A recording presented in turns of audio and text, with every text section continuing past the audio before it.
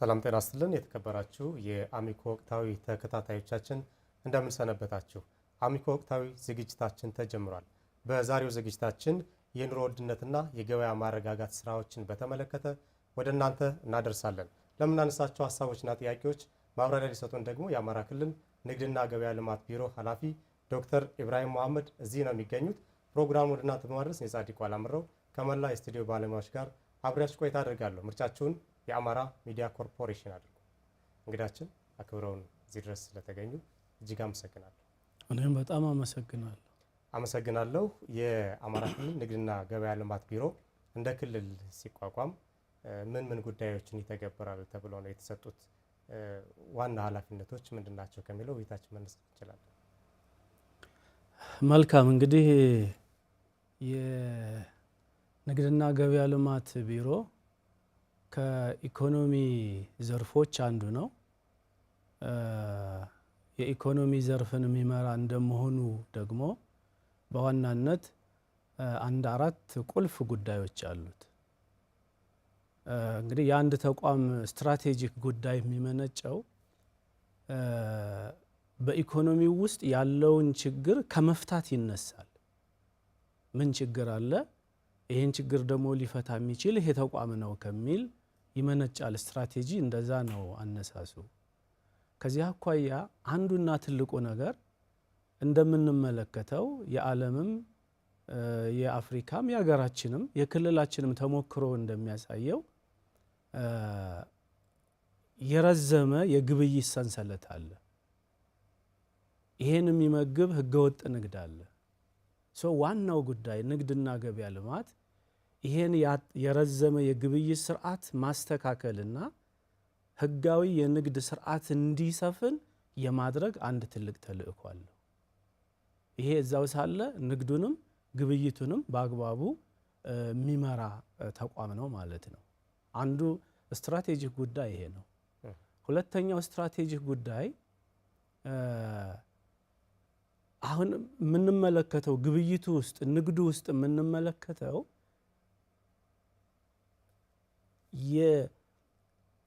የውስን ምርት በማቅረብ ከዛችው ደግሞ ብዙ ትርፍ የማትረፍ ዝንባሌ ነው አሁን የሚታየው። ነገር ግን ይሄንን መሰረት አድርጎ ስራ በመስራት ንግድና ገበያ ልማት ቢሮ ምርትን በብዛት የሚያመርት በብዛት ለገበያው የሚያቀርብ ከብዛት ተመጣጣኝ ትርፍን ታሳቢ ያደረገ የንግድ ስርዓት መገንባት አለብን። በዚህ ውስጥ ተዋናይ የሆኑ አቅራቢዎች፣ ነጋዴዎች፣ ጀምለኞች፣ አምራቾች ትርፍን ከትንሽ ምርት ብዙ ጥቅም ሳይሆን በብዛት ገበያውን የሚሞላ ገበያውን የሚያጠግብ ምርት አቅርበው ከሱ ደግሞ ተመጣጣኝ ትርፍን የሚያስቡ ነጋዴዎችን፣ አቅራቢዎችን፣ አምራቾችን መፍጠር በዚህ ላይ ኢንተርቴን እንዲያደርጉ መስራት ያስፈልጋል ማለት ነው። ሁለተኛው ጉዳይ ይሄ ነው። ሶስተኛው ጉዳይ ቅድም አንደኛና ሁለተኛ ያስቀመጥኳቸው ነገሮች ከዚህ ይሄን የመፍጠር ፍላጎት ቢኖርም ነገር ግን ደግሞ ይሄን የሚረብሽ ህገወጥ የንግድ ስርዓት አለ። ይሄን የምናርምበት ደግሞ የቁጥጥር የኢንስፔክሽንና ሬጉሌሽን ስርዓት የምንለው አለ። ይሄ ስርዓት በአግባቡ ከሰራ በአንድ በኩል የመደገፍ የማበረታታት ስራ ይሰራል። በሌላ በኩል ደግሞ ከህግ የሚወጡትን ደግሞ የሚያርም ስርዓት አለ።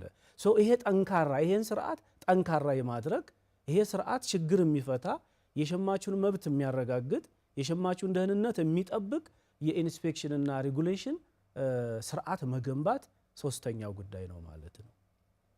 አራተኛው ጉዳይ እኛ ሀገር ላይ ወይንም በአብዛኛው በማደግ ላይ ታዳጊ ሀገሮች በማደግ ላይ ያሉ ሀገሮች የገበያ መሰረተ ልማት ክፍተት አለባቸው። አንድ የንግድ ስርዓት ጤናማ የሚሆነው ለሸማቹ የተመቸ የገበያ መሰረተ ልማት የገበያ ማዕከላት በቴክኖሎጂ የተደገፉ የገበያ መረጃ ስርዓት መገንባት አለበት። እኛ ክልል ላይ ይሄ በክፍተት ይታያል። የዘመኑ የገበያ ማዕከላት የሉንም። እነዚህ በመረጃ ስርዓት የሚተሳሰሩበት አይደለም። ይሄንን የዘመናዊ የገበያ ማዕከሎችንና እነዚህ ደግሞ በዘመናዊ ቴክኖሎጂ የተደገፉ የገበያ ስርዓት፣ የዋጋ ስርዓት፣ ዋጋው እዚህ ስንት ነው፣ ምርት የታለ ብለው ይሄንን የሚያስተሳስሩ የገበያ ተዋናዮችን የሚያስተሳስርበት ስርዓት አራተኛው ጉዳይ ነው ማለት ነው። ስለዚህ ይሄን ስርዓት የመገንባት ተልዕኮ አለው። የገበያ ማዕከላትን ማስፋፋት፣ በቴክኖሎጂ ማስደገፍ፣ ይሄ በሸማቹና በአምራቹ መካከል ቅርብ የሆነ ግንኙነት፣ ያጠረ ግንኙነት እንዲኖር በማስቻል እነዚህን አውራ ነገሮች ሊሰራ የተቋቋመ ቢሮ ነው ማለት ነው። መልካም። ከዛሬው ትኩረታችን አንጻር የኑሮ ውድነትና ገበያ ማረጋጋት ላይ ነው ትኩረት የምናደርገውና የአማራ ክልል ንግድና ገበያ ልማት ገበያን ለማረጋጋት እንዲሁም ደግሞ የኑሮ ውድነቱ እንዳይባባስ በሚደረገው ረገድ ምን ተግባራትን ነው እያከናወነ ያለው አሁን ላይ? መልካም ነው። እንግዲህ ይሄን ትልቅ ሀሳብ መጀመሪያ የኑሮ ውድነትን ለማረጋጋት ምን ስራዎች ይሰራሉ የሚለውን ማየት ጥሩ ነው። ኑሮን ለማረጋጋት ገበያው የተመቸ የሚተነበይ እንዲሆን ለማድረግ ዘርፈ ብዙ ስራ ነው የሚጠይቀው። እዚህ አካባቢ ከንግድ ተቋሙም ከንግድና ገበያ ልማት ተቋሙም ወጣ ያለ ትልልቅ ስራዎች አሉት። አንዱ ምርታማነትን ማሳደግ ነው። ዋናው ንግድና ገበያ ልማት የሀገር ውስጡንም የውጭንም ግብይት ሊያሳልጥ የሚችለው አምራች ዘርፎች አሉ። ግብርና ያመርታል፣ እንስሳት ልማት ያመርታል፣ ኢንዱስትሪ ምርት ያመርታል። የነዚህ ምርታማነት እያደገ ከሄደ በገበያው ውስጥ የሚገባውን ምርት መጨመር ከተቻለ የመጀመሪያው ትልቁ ጉዳይ ይሄ ነው። ይሄ ከሆነ በአቅርቦትና በፍላጎት መካከል የተመጣጠነ ግንኙነት ይኖራቸዋል። ምርታማነት በሌለ ጊዜ ትንሿን ምርት ወደ ገበያ ይዘ ከወጣ ትንሿን ምርት ብዙ የሚፈልግ ዋጋ ጨምሮ ሊገዛ የሚችል ሸማች መፈጠሩ አይቀርም።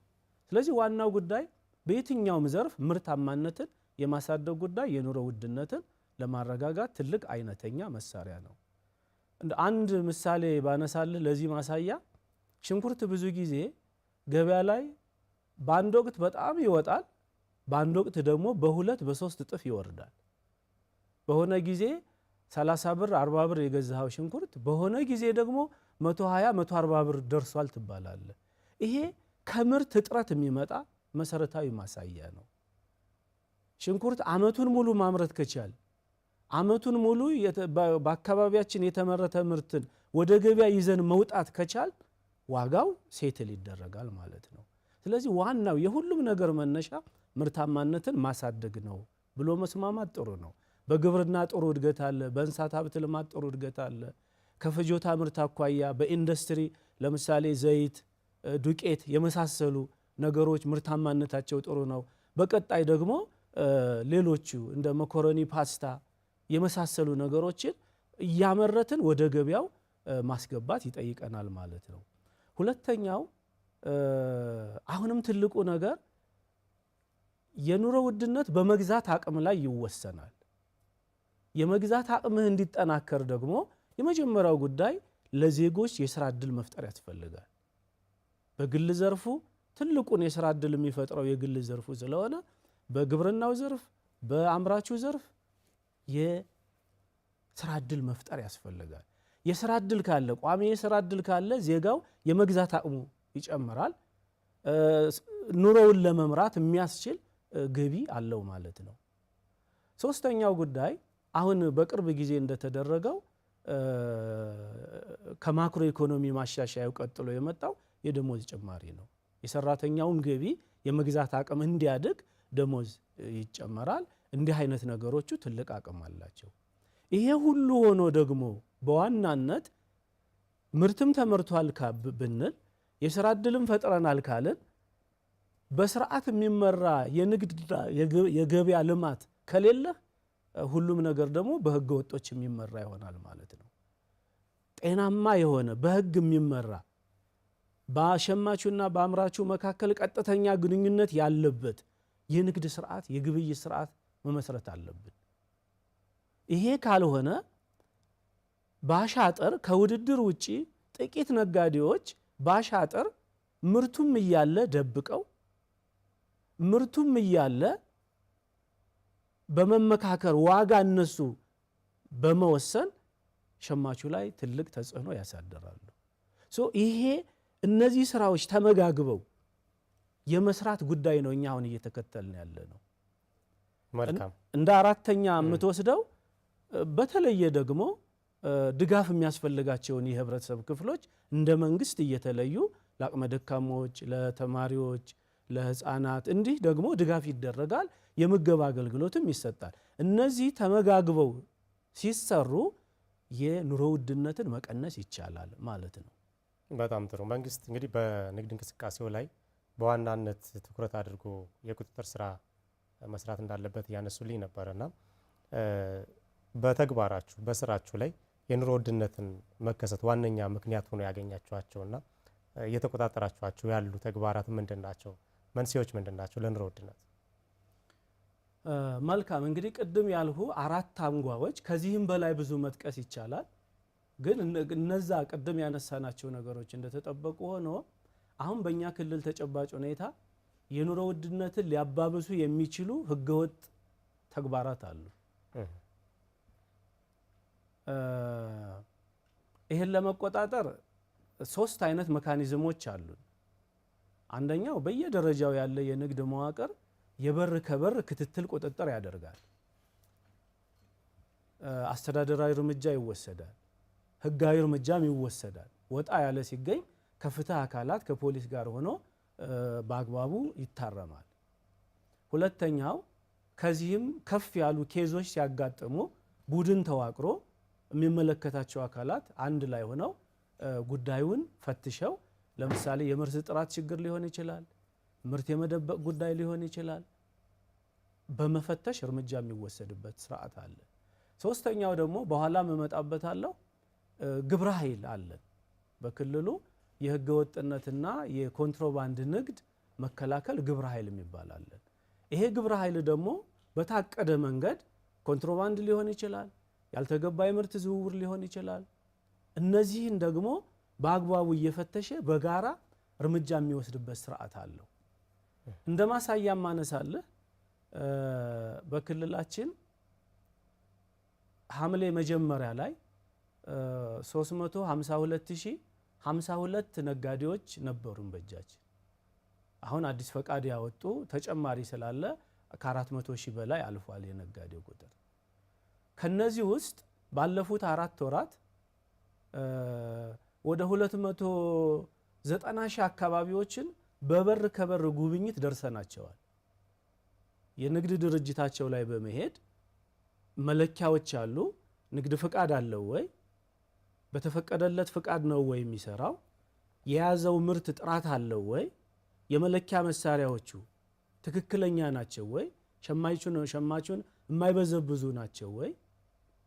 የመጠቀሚያ ጊዜ ያላለፈበት ምርት ነው ወይ ይዞ የሚቀርበው? የመሸጫ ዋጋ ዝርዝር ለጥፏል ወይ?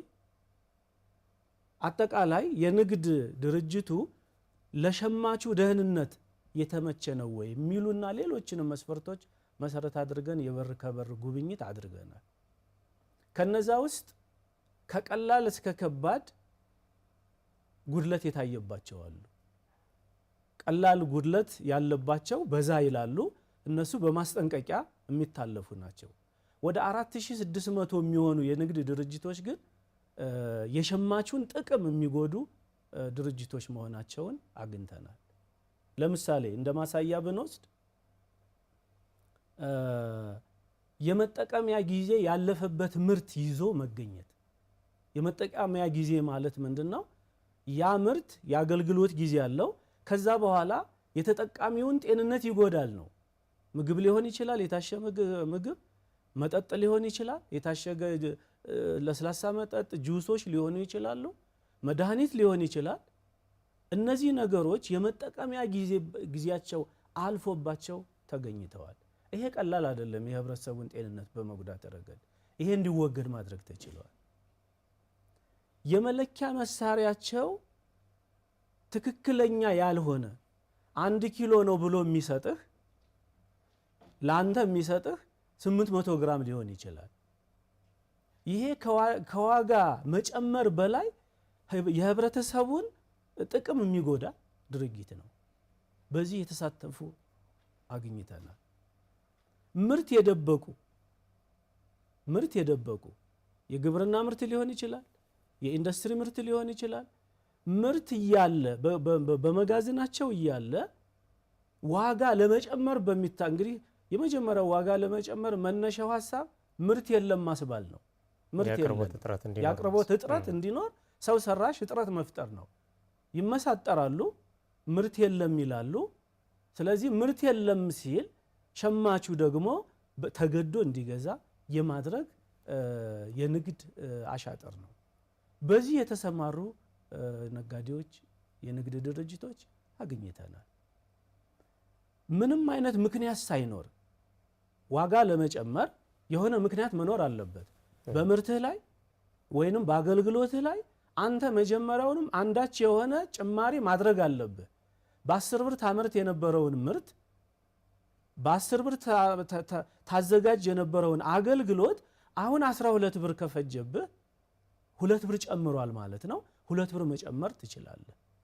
ምንም አይነት አሳማኝ ምክንያት በምርቱ ላይ በአገልግሎቱ ላይ አንተ ምንም አይነት ወጪ ሳይኖርብህ አንተው ፈጥረህ የሆነ ምክንያት ፈጥረህ ሸማቹ ላይ ግን ዋጋ ትጨምራለህ። ይሄ የማይፈቀድ የዋጋ ጭማሪ ነው። በነፃ ገበያ ኢኮኖሚ ውስጥ ቅድምም በመነሻ እንዳልሁት ምርትን በብዛት በማምረት በብዛት በማቅረብ ተመጣጣኝ የሆነ ትርፍ አስቦ መሸጥ ጤነኛው መንገድ ሆኖ እያለ ነገር ግን ምንም አይነት ምክንያት ሳይኖር ዋጋ ጨምሮ መሸጥ አስተውለናል፣ አግኝተናል። በተጨባጭ በዚህ ቅድም ባልሁ ወደ 280 ሺህ አካባቢ በተደረገው የበር ከበር ሌሎችም ፍተሻዎች ወደ 500 የሚሆኑ የንግድ ድርጅቶች ምርት ደብቀው ተገኝተዋል። ይሄ አስተዳደራዊም ህጋዊም እርምጃ ተወስዶ ለማስተካከል ጥረት ተደርጓል። ይሄ ብቻ አይደለም። ነዳጅ ብዙ ነገር ነው፣ ታውቁታላችሁ። ነዳጅ ኃይል ነው። ሁሉንም ነገር ምርት ከቦታ ቦታ ለማንቀሳቀስ ትልልቅ ፕሮጀክቶቻችን፣ የመንገድ የህንፃ ግንባታዎቻችን ለማቀላጠፍ፣ የመስኖ ምርታችን በአግባቡ ለመምራት ነዳጅ ትልቅ አቅም ነው። ይሄን ነዳጅ በተፈቀደው የሽያጭ ስርዓት በተፈቀደው የዝውውር ስርዓት ሳይሆን ያልተገባ ጥቅም ለማግኘት በማሰብ ነዳጅን መሸጥ ይታያል። ከነዳጅ ላይ ዋጋ ጨምሮ መሸጥ ይታያል። ነዳጅን ባልተፈቀደ ቦታ ደብቆ ማስቀመጥ ይታያል። እንዲህ አይነት ክስተቶች አግኝተናል። በእነዚህ እርምጃ ተወስዷል። ነዳጁ እንዲወረስ ተደርጓል። የህጋዊ አሰራሩን ተከትሎ ለመንግስት ገቢ እንዲሆን ተደርጓል። ኢቭን በአሰራር ሂደት ሆን ብለው ውስብስብ ሂደት ውስጥ ገብተው ገበያውን ያዛቡ የተወሰኑ የንግድ ባለቤቶችም በህግ ቁጥጥር ስር ውለው ጉዳያቸው እየተጣራ ይገኛል ማለት ነው። የኑሮ ውድነት ምክንያት የሆኑ ነጋዴዎችን በመቆጣጠር እርምጃ በመውሰድ ሂደቱም የሚነሱ ደግሞ አንዳንድ ክፍተቶች አሉ። በአንድ በኩል የአንድ ሰሞን የተግባር ብቻ አድርጎ መቆም፣ በሌላ በኩል ደግሞ ከተሞች ላይ ብቻ ዋና ዋና ከተሞች ላይ ብቻ ትኩረት ያደረገና ተደራሽነት ላይ የሚነሳ ጉዳይ አለና እዚህ እንዴት ነው የሚያዩት? ምንስ ፈተናችሁ? ምናልባት የፈተናችሁም ነገር ካለ በዚሁ እንዲያነሱ ሊፈልግ ነው። ትክክል ነው። ገጽታውን መነጋገር ካልሆነ በቀር የንግድ ድርጅቶችን የመደገፍ፣ የመከታተል፣ የመቆጣጠር ሲያጠፉም የመቅጣት በጎዎችን ደግሞ የማበረታታት የመደገፍ ጉዳይ የአንድ ጊዜ ስራ አይደለም። እኛ አሁን እውነት ለመናገር ባለፉት ወራቶች የክልልም ቡድን የክልል አመራር ጭምር የሚመራው በ4 ክላስተር ወርደን የመጀመሪያው ዙር ለአንድ ወር ቀጥለን ደግሞ ለ25 ቀን ታች ወርደን ድጋፍ አድርገናል። ዞንና ወረዳ ደግሞ በራሱ ቡድን አቋቁሞ ስራዎችን እየሰራ ይገኛል። ይሄን ስለ ለምሳሌ በወረዳ ደረጃ በዞን ደረጃ በከተሞችም ጭምር ጉዳዩን ሰሞነኛ የማድረግ እኛም የገመገምነው እጥረት ነው። እንዲህ አይነት ቁጥጥር ጀምረህ የምትተወው ለምልክት ለሙከራ የምታደርገው ሳይሆን ችግሩን ደረጃ በደረጃ እየተስተካከለ እስኪሄድ ድረስ አጥብቀን የምንሰራው እንደሆነ ተግባብተን በዚህ ዓመት ሻል ያለ የክትትል ቁጥጥር ስርዓት ተደርጓል። እውነት ለመናገር እንደው ቀጣይ በምስል እናየዋለን እንጂ ፍጹም ድብቅ ነው የምትለውን የንግድ ወንጀል ሁሉ ማግኘት ተችሏል። ለምሳሌ ላንሳለ ማደያው ከፊት ለፊት አለ፣ ጤናማ ነው፣ ሁሉ ነገር ታየዋለ። ከጀርባው ግን ህገወጥ ታንከር ቆፍሮ አዘጋጅቶ ተቀምጧል። ይሄን በተደረገ ምርመራ የክልል ቡድን ነው ያገኘው። አንዳንድ ከተሞች ላይ ነዳጅን ሆም ብለው የማጭበርበሪያ ትስስር ፈጥረው ማደያው እንዴት ነዳጅ ቀድቶ ከማደያው እንደሚያመቻች ይሄን ደግሞ በሆነ መኪና ደግሞ ማታ የሚያንቀሳቀስ እና ላልተገባ ግብይት የሚያውል ኔትወርክ አግኝተናል፣ ትስስር አግኝተናል። ቅድም እንዳልሁ መሸጫ ቦታው የሆነ ቦታ ነው፣ ግን የሚደብቅበት ሌላ ቦታ ነው። ምርቱን የሚደብቅበት ወይ ለሌላ ዓላማ በተሰራ መጋዘን ነው ምርቱን የሚደብቀው። ከህብረተሰቡን በሚገኝ ጥቆማ በክትትልም እዚህ ድረስ እየተኬደ በብዙ ከተሞች በተለይ በዋና ዋና ከተሞች በሪጂኦፖሊታን ከተሞችና በዞን ከተሞች ይሄ ምልህ አሰራር በሁሉም አለ።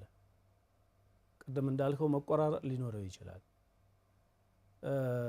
የክልል ቡድን ከ5 ወር ውስጥ 2 ወሩን መስክ ላይ ነው ያሳለፈው። የቀረ ሊኖር ይችላል። ትክክለኛው ነገር በዛ ከተማ እንኳ ቁጥጥር እያደረግ አንዱን አካባቢ ተቆጣጥራ አንዱን አካባቢ ላታደርስ ትችላለህ። ይሄን ሙሉ በማድረግ ዞሮ ዞሮ የንግድ የኢንስፔክሽን እና ሬጉሌሽን ዋናው ፋይዳው ህገወጥነትን በአግባቡ አስወግዶ ለህብረተሰቡ ተጠቃሚነት መስራት ስለሆነ በዛ ረገድ በማድረግ በኩል የሚጎለው ነገር አለ። በተደራሽነቱ በሙከራው ግን ካምናው ዘንድሮ በደንብም አይተን ተነጋግረን ሻል አድርገን የሄድንበት ስርዓት ስለሆነ ንግድ ብቻ ሳይሆን ሌሎችንም ተቋማት ፖሊስን፣ ፍትህ ጋር በጋራ በመቀናጀት የሰራናቸው ጥሩ ስራዎች አሉ። እነዚህን ማስፋትና ለህብረተሰቡ ዋስትና መሆን ይገባል የሚለውን መውሰድ በጣም ጥሩ ነው። መልካም። ከቁጥጥር ጋር ስናነሳ የአማራ ክልል ምርትና ግብይት የገበያ አረጋጊ የህገወጥ ንግድና ጸረ ኮንትሮባንድ ጥምር ግብረ ኃይል የሚባል ተቋቁሞ ወደ ስራ እንደገባ እናስታውሳለን እና በዋናነት ይህ ግብረ ኃይል ዓላማው ምንድን ነው? ወደ ስራ ገብቷል? ምን ያህል የቁጥጥር ሂደታችሁን እያገዛችሁ ነው? እንግዲህ ይሄ ግብረ ኃይል እውነት ለመናገር ከዚህ በፊት ለ3 የተከፈለ የተበታተነ ግብረ ኃይል ነው የነበረው። 3ቱን ወደ አንድ አምጥተን አንድ ትልቅ የግብረ ኃይል የክልል ግብረ ኃይል እንዲሆን አቅም የሚሆን ግብረ ኃይል ለማድረግ ጥረት ተደርጓል። በዋናነት 3 ዓላማዎች አሉት። አንደኛው የምርታማነትን ማሳደግ። ስለ ኑሮ ውድነት ካነሳን ሁል ጊዜ ከምርታማነት የተነጠለ ሊሆን አይችልም። በዚህ ውስጥ ያሉ ሴክተሮች ምርታማነታቸውን እንዲያሳድጉ የጋራ ምክር ይመከራል። የትኩረት አቅጣጫዎቹ ተለይተው ይሰጧቸዋል። ከዚሁ ጋር ተያይዞ በአንድ ወገን የአገር ውስጥ ግብይቱን የምንመራበት ስርዓት፣ በሌላ በኩል ደግሞ ለውጭ የምናቀርባቸው የምርት አይነቶች አሉ፣ ለኤክስፖርት የምናመርታቸው። እነዚህን 2 የግብይት ስርዓቶች ደግሞ በአግባቡ የመምራት ጉዳይ ሁለተኛው ጉዳይ ነው። ሶስተኛው ጉዳይ ህገወጥነቱን የማረም ጉዳይ ነው። እነዚህን 3 የተሳሰሩ ነገሮች የሚመራ ግብረ ኃይል ነው ማለት ነው። የሚመሩት የክልሉ ርዕሰ መስተዳድር ናቸው። የንግድ ቢሮ ምክትል ነው። ሌሎቹ ትልልቅ ተቋማት የምትላቸው ግብርና፣ ኢንዱስትሪ፣ ከተማ ልማት፣ ፖሊስ፣ ፍትህ፣ ገቢዎች፣ ጉምሩክ፣ ማዕድን ቢሮ እነዚህ ሁሉ ያሉበት ኮሚቴ ነው። ከዚህ ከግብረ ኃይሉ ቀጥለን ሁለት ትልልቅ ንዑስ ኮሚቴዎችን አቋቁመናል። ከነዚህ ውስጥ በተለይ የህገወጥነትና የኮንትሮባንድ ንግድ ቁጥጥር ንዑስ ኮሚቴ ሻል ያለ እንቅስቃሴ ያለው እቅድ አቅዷል። አመታዊ እቅድ አቅዷል። ወደ ታች ወርዶ ስምሪት ያደርጋል። የሚያዙ ጉዳዮችን እንዲጣሩ ያደርጋል። እስከ ታች ጀምሮ በተለይ የክልሉ ጠንከር ያለ ነው። ከታች የሚያዙ ኬዞች መስመራቸውን እንዳይስቱ የቅርብ የህግ ድጋፍ ያደርጋል። ውሳኔ እንዲወሰንባቸው ያደርጋል። የሩብ ዓመት አፈጻጸሙን ገምግመናል። ሰሞኑን ደግሞ ሻል ባለ አካሄድ የታችኛውን መዋቅር መፋዘዝ ስላለ እናንቀሳቅሰው ብለን የክልሉን ግብረ ኃይል እቅድ ይዘን ግንዛቤ እየፈጠርን ነው። ምን ላይ ትኩረት መደረግ እንዳለበት በተለይ ኮንትሮባንድ ንግድ ከእንስሳት ሀብታችን አኳያ ማግኘት የሚገባንን ውጤት እንዳናገኝ በድንበር አካባቢ ማሽለክ ስላለ መስመሮቹን አውቀው እነማናቸው ተሳታፊዎች ብሎ ለይቶ ይህንን እርምጃ የመውሰድ ጉዳይ ለማጠናከር ብለን በአጠቃላይ ደግሞ የሀገር ውስጥ ንግዱን የሚረብሹ አሻጥሮችን ለመግራት ጎንደር ላይ አንድ የክላስተር ውይይት አድርገናል። ይሄ ወሎ ላይ በሚቀጥለው ሳምንት ይካሄዳል። ይሄ ግብረ ኃይል ብዙ ሴክተሮች ያሉበት ናቸው። ተቀናጅቶ የሚሰራ ነው። በህግ አግባብ የሚጠየቁትን ዳር የሚያደርስ ትልቅ ኮሚቴ ነው። ካምናው ዘንድሮ ሻል ያለ እንቅስቃሴ አይተንበታል። ያው የሰላሙ ሁኔታ እየተሻሻለ ሲመጣ በእንዲህ አይነት ጉዳይ ላይ ትኩረት የማድረግ አቅማችንም እየተሳለጠ ነው የመጣው፣ እየጨመረ ነው የመጣው። ይህን ዓላማ ያደረገ ትልቅ ግብረ ኃይል ነው ማለት ነው። እስኪ የህብረተሰቡን ሚና እናንሳ። አሁን በእነዚህ የንግድ ተቋማት የሚገለገል ማህበረሰቡ ነው፣ የሚጠቀም ማህበረሰቡ ነው። በህገወጥ መንገድ ሲሰማሩ ቅድም ያሏቸው ምክንያቶች ሲነሱ ደግሞ የሚጎዳው ማህበረሰቡ ነውና በቁጥጥር ሂደቱ እናንተም እንዳላችሁት የመንግስት ብቻ ጉዳይ አይደለም። በርካታ ነገሮችም ሲከናወኑ ከማህበረሰቡ እየተደበቁም አይሆኑምና እስኪ በሂደታችሁ ማህበረሰቡ ምን ያህል ያገዛችሁ ነበረ? ግንዛቤ በመፍጠር ረገድም በሂደቱ ንቁ ተሳታፊ እንዲሆን የተለያዩ አማራጮችንም በመፍጠር በኩል የጥቆማና ሌሎችን በእናንተም በኩል የተከናወኑ ተግባራት ምን ይመስላሉ? በጣም ጥሩ ጥያቄ ነው። የንግድና ገበያ ልማት ስርዓት በስርዓቱ ውስጥ በሲስተም ውስጥ የሚያልፉ ብዙ ተዋናዮች አሉ። ቁጥጥር የሚያደርገው ተቋም አለ። የሬጉሌሽኑን የሚሰራው ተቋም፣ ልማቱን የሚያቀላጥፈው ራሱ የንግዱ ማህበረሰብ አለ። ዋናው ተጠቃሚ ደግሞ ሸማቹ ወይንም አጠቃላይ ህብረተሰቡ አለ። እውነት ለመናገር ከንግዱ ማህበረሰብም ቢሆን ጤናማ ሆነው ሰርተው ጤናማ በሆነ የግብይት ስርዓት አትርፈው ህብረተሰቡን መጥቀም የሚፈልጉት ነጋዴዎች ቁጥሩ ቀላል አይደለም። ኑሮን በማረጋጋት እነሱ ጭምር ያግዙናል። ምርት በጀምላ በብዛት በማምጣት ያግዙናል። ለምሳሌ እጥረት ያለበትን ምርት ካለበት ወደሚፈለግበት አካባቢ በማምጣት ያግዙናል።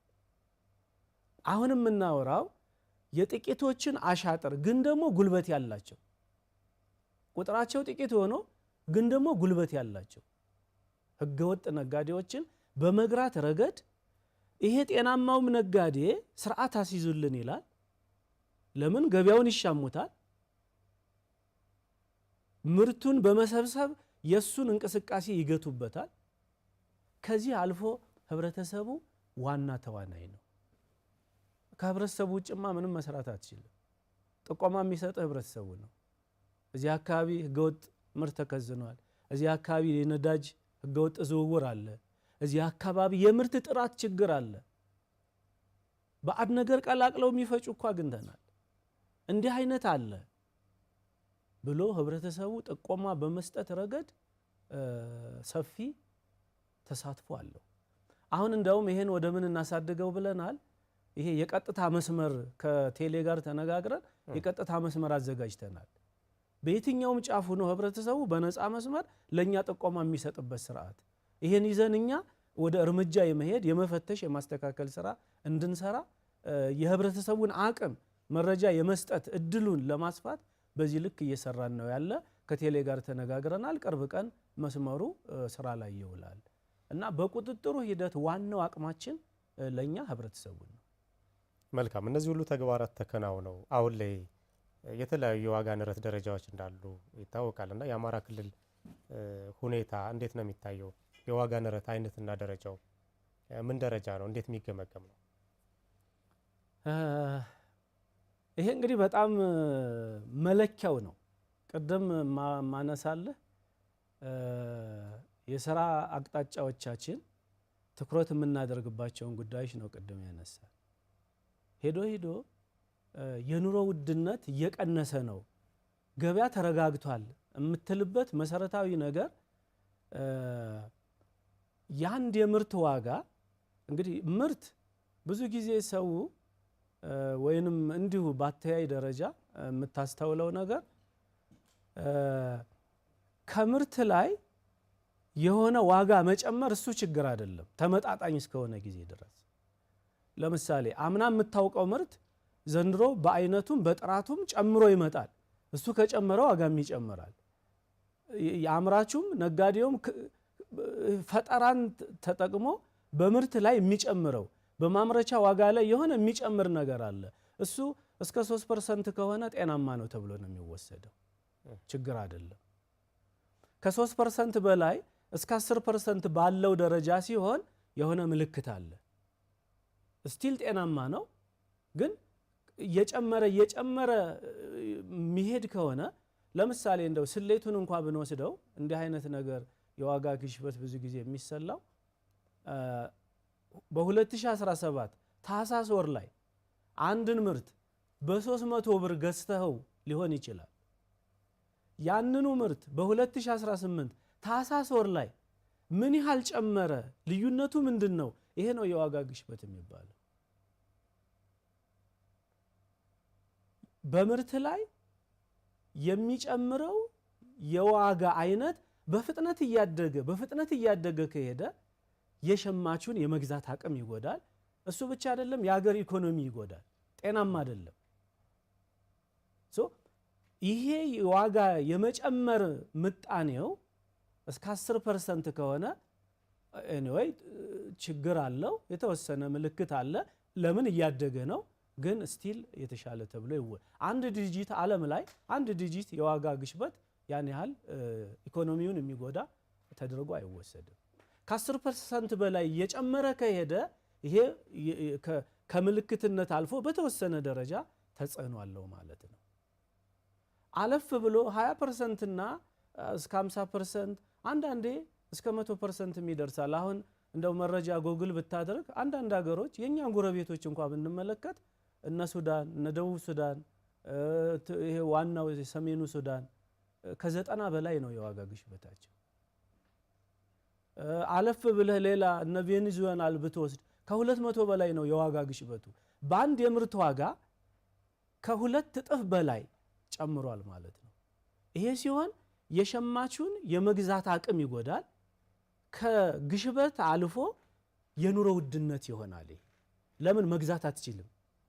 የምርቶች ዋጋ የመጨመር ምጣኔ በጣም እያደገ ስለሄደ አንተ ኪስ ላይ ያለው ገንዘብ ደግሞ ያንን የጨመረውን መጠን ያህል ጨመረ መግዛት ስለማትችል ይሄ ከዋጋ ግሽበት አልፎ የኑሮ ውድነት ያስከትላል። ዜጎች የመግዛት አቅማቸው ይዳከማል። ትንሽ ብር ብዙ ብር ይዘህ ትንሽ ምርት ትገዛለህ ማለት ነው። ይሄ በሚሆንበት ጊዜ የዜጋውን የመኖር እድል ያዳክማል፣ የሀገር ኢኮኖሚም ይጎዳል። ይሄን ማነሳል መንደርደሪያ ነው። አሁን ይሄን ሰርተን አምራቹ ዘርፍ አምርቶ የግብይት ስርዓቱን በአግባቡ መርተን ቅድም እንዳልሁ ደግሞ መንግስት የዜጋውን አቅም ሊያጠናክር የሚችል የተለያዩ ድጎማዎችን አድርጎ ማዳበሪያ እኮ ይደጎማል። መንግስት እኮ ዜጋውን ለመደገፍ በብዙ ቢሊየን ብር አውጥቶ ድጋፍ ያደርጋል። እነዚህ ሁሉ ተደርገው የአማራ ክልል የዋጋ ግሽበት ሁኔታ ምንድነው ካልክ ካምናው በእጅጉ ቀንሷል። የክልላችን ፕላን ቢሮ ቅርብ ጊዜ የአገራዊ ሁኔታውን ወስዶ አሰራሩን ተከትሎ የዋጋ ግሽበቱ ባለፉት ከ2017 መስከረም ወር አንስቶ እስከ 2018 መስከረም ወር ያለውን ልዩነት አጥንተዋል። በእጅጉ ቀንሷል። ስንት ነበር ወደ ስንት መጣ? እንግዲህ ደረጃዎቹንም ቅድም ካየናቸው ደረጃም አንፃር በተሰራው ደረጃ መሰረት ምግብ ነክ የሆኑ የዋጋ ግሽበት 1 ዲጂት ደርሷል። ከ10% በታች ሆኗል። ስጋት የማይሆን ደረጃ ማለት ስጋት የማይሆንበት ደረጃ ደርሷል። ምግብ ነክ ያልሆኑ የምርት አይነቶች በተወሰነ ደረጃ 10.11 እንደዚህ አካባቢ ናቸው። ከ11 እስከ 12 ባለው ነው ያለው። ይሄ የሚያሳይ በማክሮ ሌቭል ደረጃ የተሰሩ ትልልቅ ስራዎች አሉ። በማክሮ ሌቭል ደረጃ በማክሮ ኢኮኖሚ ማሻሻያው ላይ የተወሰዱ ትልልቅ እርምጃዎች አሉ። የብድር ስርዓቱን ማኔጅ የተደረገበት ገንዘብ እንዲሁ ወደ ገበያው ከመርጨት ገንዘቡን ለመሰብሰብ የተደረገው ጥረት ከአጠቃላይ አቅማችን የምርታማነትን የሚያሳድጉ ሴክተሮች ላይ የተደረገው ትኩረት የውጭና የገቢና የወጪ ንግዳችን ሚዛን ለመጠበቅ የተሰራው ስራ በታሪክ አጋጣሚ እኮ ባለፈው ዓመት ነው 8.3 ቢሊዮን ዶላር አገሪቱ ከውጭ ንግድ ገቢ ያገኘችው። ይሄ ሆኖ አያውቅም። ኦልሞስት በጥፍ ማለት ነው ያደገው። እነዚህ ትልልቅ ስራዎችና የግብይት ስርዓቱን ደግሞ አምራችና ሸማችን የሚያገናኙ የገበያ ማዕከሎችን በመጀመራችን አቅርቦቱን በትስስር ለማቅረብ ጥረት በመደረጉ ገና እኮ ነው የሚቀር ብዙ ስራ አለ። ጥረቱን ነው ማሳየ። እነዚህ በመደረጋቸው የክልላችን የዋጋ ግሽበት በምግብ ነክ 1 ዲጂት ደርሷል። ምግብ ነክ ባልሆኑ ምርቶች ደግሞ ያው ተመጣጣኝ ነው፣ ስራ ይጠይቃል፣ 2 ዲጂት ላይ ይገኛል ማለት። ይሄ ማለት እንግዲህ አንዳንዴ ሰው በጣም ሁሉም ምርት ወደ እኩል መጥቷል ማለት አይደለም። ይሄ አማካይ ነው የሚወሰደው። የዋጋ ግሽበት በየምርት ዘርፎቹ በየአገልግሎት አይነቶቹ ደምረ አማካዩ ምንድነው እንጂ አንድ ምርት ነጥለ ብታይ ለምሳሌ ዘይት አልጨመረም ልልህ አይደለም። ብቻውን ከወሰድከው የዘይት ዋጋ ከፍ ሊል ይችላል። ግን ደግሞ የቀነሰ ምርት አለ። ጤፍ ካምናው ቀንሷል፣ በቆሎ ካምናው ቀንሷል።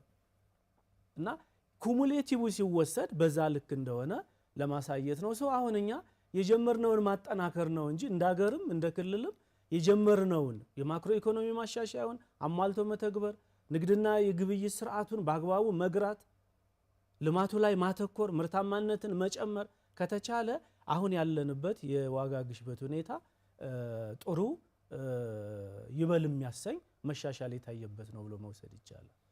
መልካም። ገበያ ማረጋጋት ሂደትን ሲያነሱ ተስፋ የተጣለባቸው ለምሳሌ ሸማቾችና አምራቾችን በቀጥታ የሚያገናኙ የገበያ መዳረሻዎችን ማልማት አንዱ ተግባር እንደሆነ ያነሱልኝ ነበርና በዚህ ረገድ ከተሞች በዚህ ላይ ምን ያህል ስራ እየሰሩ ነው? ምን ያህል ውጤታማ የሆኑ ነው? እንደ አንድ አቅጣጫ ተቀምጧል። የገበያና ንግድና ገበያ ልማት ቢሮ እንደ አንድ ፒላር እንደ አንድ ምሰሶ አስቀምጦታል። ይሄንን ተግባር ላይ እንዴት ነው? ባለፈው ዓመት ምን ገመገምን መሰለ? አሁን እየመጣ ያለውን መዋቅራዊ ለውጥ ወደ ብልጽግና ጉዞ ከሚያስኬዱን ነገሮች አንዱ ይሄ ቅድም ኢኮኖሚውን በአግባቡ የመምራት ጉዳይ ነው። ይሄን ከማድረግ አኳያ ንግድና ገበያ ልማት ምንድነው? እንደ ሀገርም የተወሰደ ኢኒሼቲቭ ነው። አምራችና ሸማቹን የሚያገናኙ የገበያ ማዕከሎች ከሌሉን እንዲሁ በተበተነ ባልተደራጀ ዘመናዊ አደረጃጀት በሌላቸው በተበተኑ የገበያ ማዕከላት ይሄን ልናሳካ አንችልም። እዚህ ላይ ሁለት ስራ እንስራ ብለናል። አንደኛው ዘመናዊ የገበያ ማዕከላትን መገንባት፣ ማደራጀት፣ አምራቹና ሸማቹ በቀጥታ እንዲገናኝ ማድረግ። ሁለተኛው ነባር ገበያዎችን ደግሞ የግብይት ስርዓታቸውን እያሻሻሉ ደረጃቸውን ለሸማቹ ምቹ ማድረግ የሚል ሁለት ትልልቅ ስራዎች ይዘን መስራት ጀመረናል ባለፈው ዓመት። በ2017 የክልሉ መንግስት ለዚህ ለህዝቡ ተጠቃሚነት በማሰብ በዚህ ረገድ ርዕሰ መስተዳደራችን የወሰዱት ኮሚትመንት በጣም ትልቅ ነው። 400 ሚሊዮን ብር ሰጡን። ከዚህ በተጨማሪ 8 ሪጂኦፖሊታን ከተሞች የነሱን ድርሻ አዋጡ። በድምር በአንድ ነጥብ አሁን ሆኖ እነዛ የተሰሩት 1.5 ቢሊዮን ብር አካባቢ አውጥተዋል፣ ተጠናቀዋል። ዘመናዊ ናቸው። ከአሰራራቸው ጀምሮ ከአስተዳደራቸው ጀምሮ ዘመናዊ ናቸው። ስራ ጀምረዋል። የሚቀረን የባህር ዳሩ ብቻ ነው። እሱም እየተጠቃለለ ነው። አምራቾች እዛ ውስጥ የሚገቡት አምራቾች ናቸው። ወይ የግብርና ምርት አምራቾቹ ወይ የኢንዱስትሪ ምርት አምራቾቹ። ዩኒየኖችና ሸማች ህብረት ስራ ማህበራት ናቸው የሚገቡት። በተወሰነ ደረጃ በአካባቢያችን የማናገኛቸውን የምርት አይነቶች የሚያመጡ ጀምላ ነጋዴዎች ናቸው እዛ ውስጥ የሚገቡት። ስለዚህ ያ ማኔጀብል ነው፣ ስርዓት አለው፣ አስተዳደር አለው። አምራቹ ወይንም አቅራቢው ከምርት ፈላጊው ጋር ያለ ዳላላ ጣልቃ ገብነት። አንዱ እንደው ቅድም ያላነሳሁት የንግድ ስርዓታችን እኮ የጎዳው ህገወጥ ኬላና ደላላ እኮ ነው። ህገወጥ ደላላ፣ ህገወጥ ኬላ ናቸው። ለምሳሌ አንድ ነገር ባነሳለ በእንስሳት ግብይት፣ በአትክልትና ፍራፍሬ፣ በሰብል ግብይት ደላላ ፈቃድ የለውም። ግን ግብይቱን የሚያዛባው ዋጋ የሚተምን ደላላው ነው። ኬላ አንድ ባለሀብት ወይንም አንድ ተሽከርካሪ ምርት ይዞ ሲንቀሳቀስ ወይንም ከአንድ ቦታ ወደ አንድ ቦታ ሲዘዋወር ምን አገልግሎት ሲያገኝ ምን መክፈል እንዳለበት ስርዓት ተቀምጧል። ከዚህ በወጣ መንገድ ኬላ እየተዘረጋ ክፍያ ማስከፈል ዋጋው እንዲንር ያደርገዋል። ባለሀብቱ የከፈለውን ያህል ሸማቹ ላይ ይጥለዋል። ይሄንን የክልላችን ርዕሰ መስተዳድር ጭምር አቅጣጫ አስቀምጠው ደብዳቤ ጽፈው እነዚህን ማረም ችለናል። በቅርቡ የኬላ እንደተነሳ እኔም አይቻለሁ፣ ተነስተዋል። አሁን ጥቃቅን አዝማሚያዎች ብቻ ነው የቀሩን። እነሱን እየተከታተልን ለህግ ማቅረብ ነው። ድርድር የለውም። ይሄ ለህግ ማቅረብ ማስቀጣት ነው። ይሄን ሁሉ ስንምናስወግደው እነዚህ ሁሉ በአምራቹና በሸማቹ ወይንም በአቅራቢውና በሸማቹ መካከል ያለውን ግንኙነት የሚያረዝሙ ናቸው። ምንም እሴት ሳይጨምሩ ዋጋ የሚያዛቡ ናቸው። ይሄንን የሚያደርግ አቅም ያለው ስለሆነ በክልላችን በ8 ከተሞች እነዚህ የገበያ ማዕከላት እውነት ለመናገር ወደፊት እናንተ ጋር ሆነን ስራ እንሰራበታለን፣ የተሻሉ ናቸው ብለን ነው የምናስብ። ዘንድሮ ደግሞ በ7 የዞን ዋና ከተሞች እንድንሰራ ሀብት ተበጅቶልናል። ከከተሞች ጋር ሆነን 7 እንሰራለን። እነዚህ የክልላችን ወይም የከተሞችን የንግድ ስርዓት በአይነቱ ይቀይሩታል ብለን ነው የምናስብ። ምልክቱም የሰራናቸው ምልክቱም እሱን ነው የሚያሳይ ማለት ነው። ሌላው የሸማች ማህበራት ጉዳይ ነው። የሸማች ማህበራት ምርት አቅርቦት ላይ በተፈለገው ልክ አገልግሎት እየሰጡ አይደለም የሚሉ ትችቶች ከሸማቾች ይነሳሉ። ከተሞች ለማህበራት የሰጡት ትኩረት ይህን ኑሮን ለማረጋጋት የነበራቸው ሚና ማጣትም ላይ እንዴት ነው የገመገማችሁት? ይሄ በጣም ጥሩ ጥያቄ ነው። የዩኒየኖችና ሸማች ህብረት ስራ ማህበራት ኑሮን በማረጋጋት ተልእኳቸው ትልቅ ነው። ሲደራጁም ይሄን ታሳቢ ተደርጎ ነው። ድክመት እንዳለባቸውም ታምኖ የክልሉ የህብረት ስራ ኤጀንሲ ሪፎርም እየሰራ ነው። ዩኒየኖችንም ሁለገብ ህብረት ስራ ማህበራትንም ሸማች ህብረት ስራ ማህበራትንም ድክመታቸውን የለየ የሚጣመሩትን እንዲጣመሩ የግንዛቤ የመስሪያ ቦታ ክፍተት ያለባቸውን እሱን ለማድረግ ትልቅ ስራ እየሰራ ነው። መጀመሪያም ታምኖበት ጉድለት እንዳለ ተገምግሞ ይሄን ጉድለት ለማረም ትልልቅ ስራ እየተሰራ ነው። ከኛ አኳያ አንደኛ ግንዛቤ የላቸው።